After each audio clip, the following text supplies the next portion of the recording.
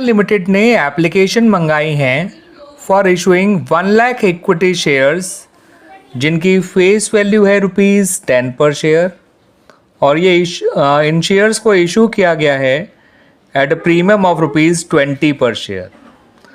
Company पैसा कुछ इस तरह से ले रही है इन शेयर्स पे।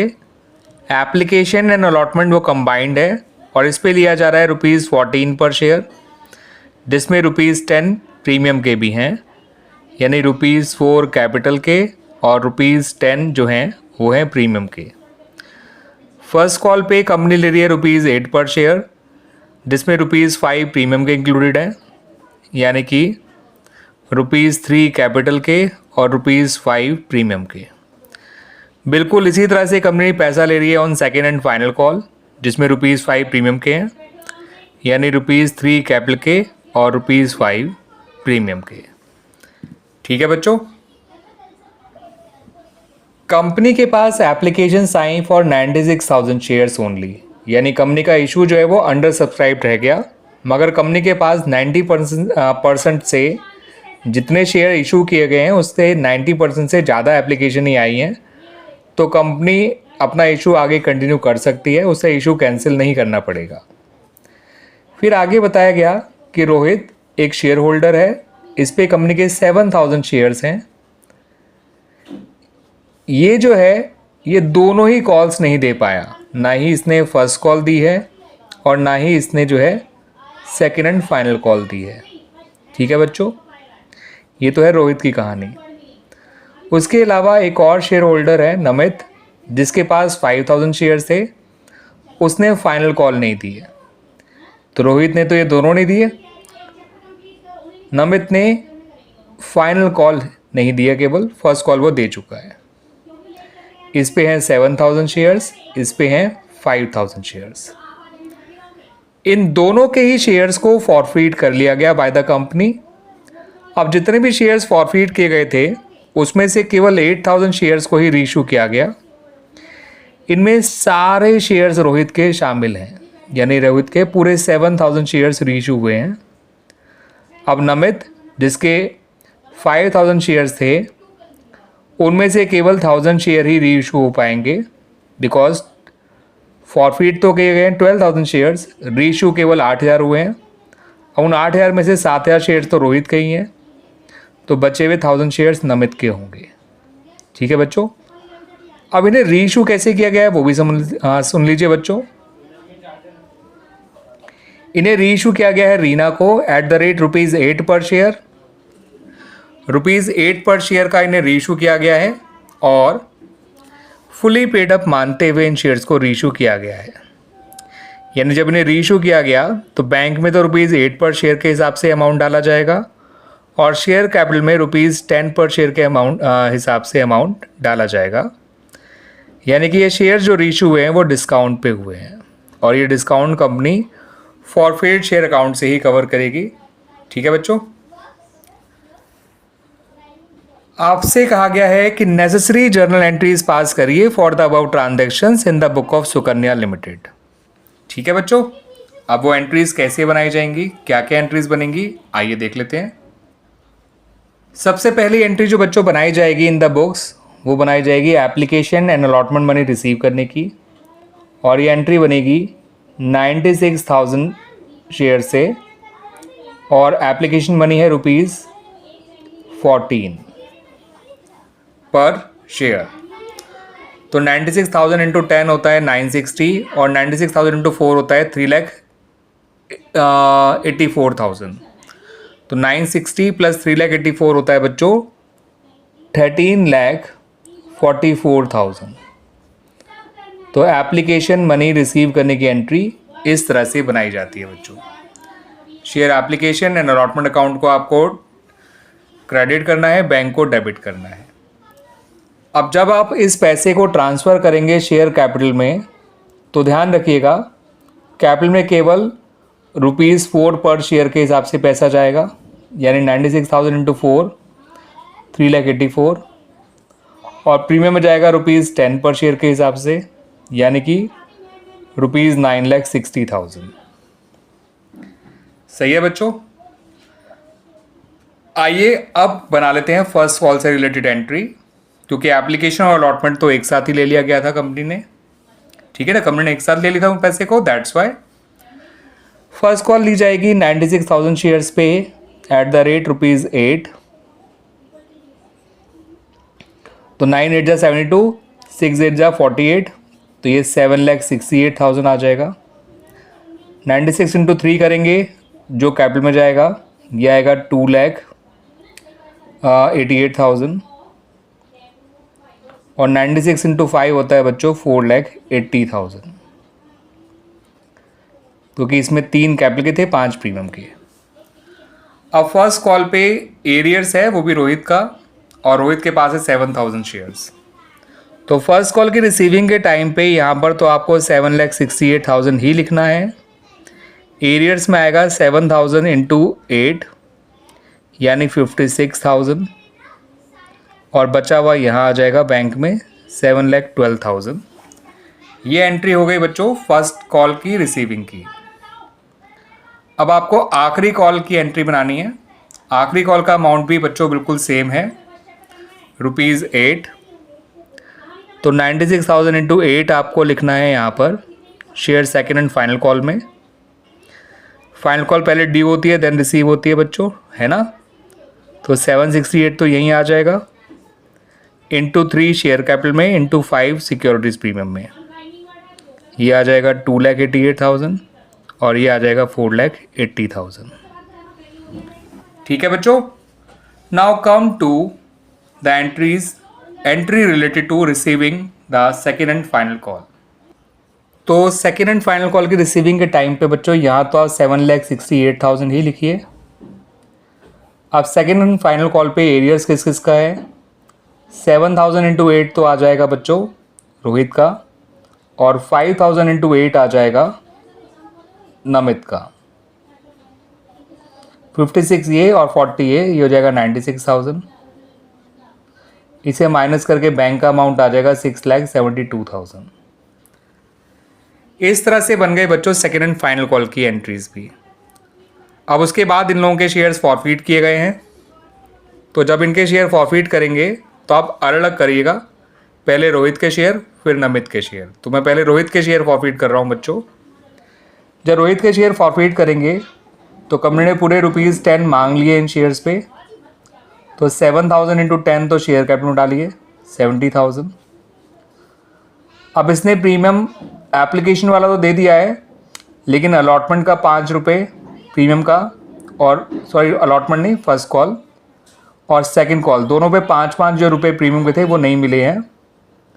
तो 7,000 इंटू 10 70,000 यहाँ आ जाएगा। प्रीमियम वही डेबिट करते हैं जो नहीं मिला हो।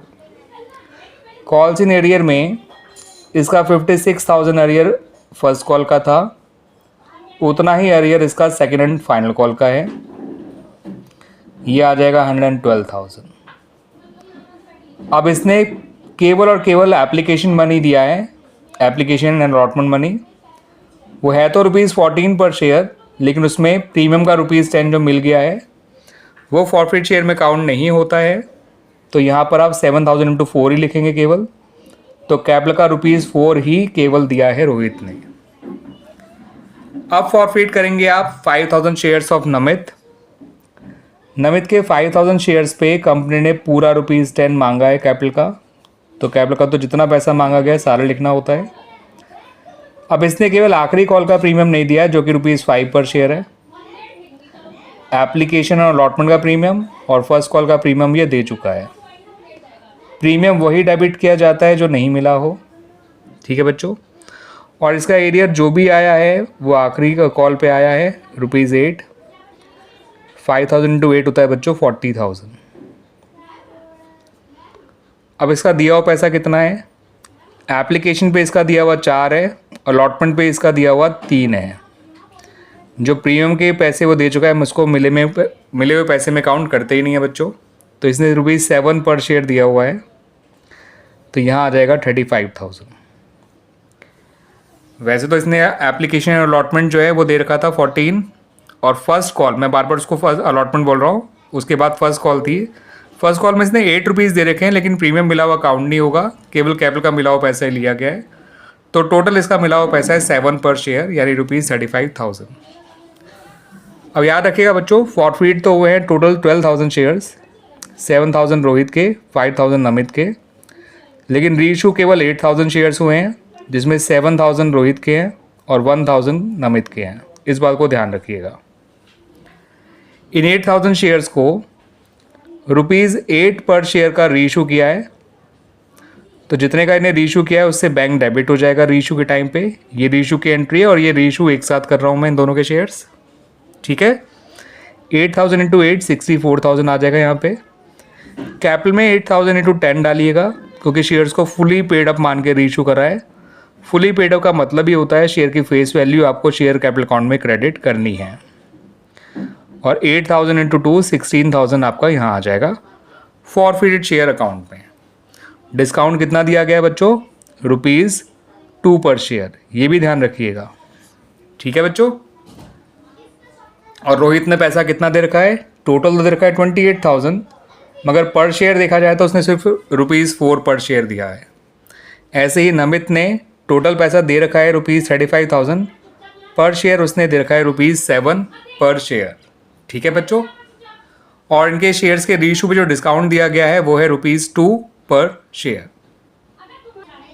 अब बच्चों इन शेयर्स पे जो गेन है, इनके रीइशू पे जो गेन हुआ है उसकी एंट्री तो ये बनेगी forfeit share account debit to capital reserve account, लेकिन गेन उतने ही शेयर का निकाला जाता है जितने शेयर रीइशू होते हैं, है ना बच्चों। तो इसलिए ये जानना बहुत ज़रूरी था किसके कितने शेयर रीइशू हुए हैं, है ना। रोहित के एक शेयर पे कंपनी को सिर्फ एप्लीकेशन का ₹4 मिला हुआ है। वैसे तो मिला हुआ 14 था, लेकिन प्रीमियम के मिले हुए पैसे को फॉरफिट शेयर में हम काउंट नहीं करते, तो फॉरफिट अमाउंट पर शेयर ₹4 था। इनके रीइशू पे ₹2 पर शेयर का डिस्काउंट दिया गया है, तो रोहित के एक शेयर पे कंपनी को ₹2 का गेन हो रहा है। और ऐसे ऐसे रोहित के 7,000 शेयर रीइशू करे हैं, तो कंपनी को रोहित के शेयर्स पे गेन हो रहा है ₹14,000 का। ऐसे ही नमित के एक शेयर पे कंपनी को पैसा मिला हुआ था 4 एप्लीकेशन अलॉटमेंट का और 3 फर्स्ट कॉल का, ₹7 मिला हुआ था। डिस्काउंट इसके शेयर्स के रीइशू पे भी सिर्फ ₹2 पर शेयर दिया गया है, और इनटू इसके जितने शेयर रीइशू करे गए 1,000, तो ये निकल कर आ गया बच्चों 5,000। टोटल गेन हो जाएगा 19,000। इसको आप यहाँ एंट्री में डाल दीजिए 19,000। ये तो बच्चों एक तरीका था गेन निकालने का। एक तरीका और जानना चाहते हैं तो वो भी जान लीजिए बच्चों। रोहित का मिला हुआ पैसा था 28,000, ये 7,000 शेयर्स का था। इसके शेयर्स रीइशू भी 7,000 हुए थे। ऐसे ही बिल्कुल नमित के लिए निकाल लीजिए। उसका मिला हुआ पैसा था 35,000, वो 5,000 शेयर्स का था, लेकिन शेयर रीइशू हुए हैं केवल 1,000। तो ऐसा करके इन दोनों के जितने शेयर रीइशू हुए हैं उनका फॉरफिट अमाउंट हमें मिल गया, और जितना हमने टोटल डिस्काउंट दिया है इनके शेयर्स के रीइशू पे 16,000 रुपये, उसे माइनस कर दीजिए। ये आएगा 28,000, ये आएगा 7,000, और माइनस कर दीजिए 16,000। ये आ गया बच्चों ₹19,000। एक और तरीका सीख लीजिए। ये है रोहित, ये है नमित। इनके फॉरफिट अमाउंट लिख लीजिए जो हमने फॉरफिट शेयर अकाउंट में क्रेडिट किए थे, 28,000 और 35,000, है ना बच्चों। क्लियर बच्चों। अब इनके शेयर जो फॉरफिट किए गए थे वो थे 7,000 और 5,000, है ना बच्चों। अब इन लोगों के शेयर्स रीइशू कितने हुए हैं? इसके तो पूरे 7,000 हुए हैं, मगर इसके तो केवल 1,000 हुए हैं। अगर 28,000 रुपये 7,000 शेयर्स का वो है, तो जो 7,000 शेयर रीइशू हुए हैं उनका पैसा भी 28,000 ही तो होगा, है ना बच्चों। अगर 5,000 शेयर का फॉरफिट किया हुआ पैसा 35,000 है, तो 1,000 शेयर का फॉरफिट किया हुआ पैसा कितना होगा? सिंपल मैथ्स लगा के 7,000। इन्हें जोड़ लीजिए दोनों को, 35,000। जितना डिस्काउंट दिया गया उसे माइनस कर दीजिए, गेन आ गया 19,000। वैसे मुझे पहले कॉलम में ये लिखना चाहिए था, दूसरे में ये, तीसरे में ये, और फिर चौथे कॉलम में ये निकल के आता कि 7,000 शेयर का फॉरफिट अमाउंट होगा 28 है, तो रीइशू भी 7,000 शेयर हुए हैं, तो ये 28,000 एज इट इज़ आ जाएगा। 5,000 शेयर का प्रॉफिट अमाउंट 35,000 है, तो जितने शेयर रीइशू हुए उनका कितना होगा, प्रोपोर्शनेट बेसिस पे देखेंगे तो 7,000 आ जाएगा। इन दोनों अमाउंट को ऐड कर लीजिए, ये उतने शेयर्स का प्रॉफिट अमाउंट है जो रीइशू हुए हैं।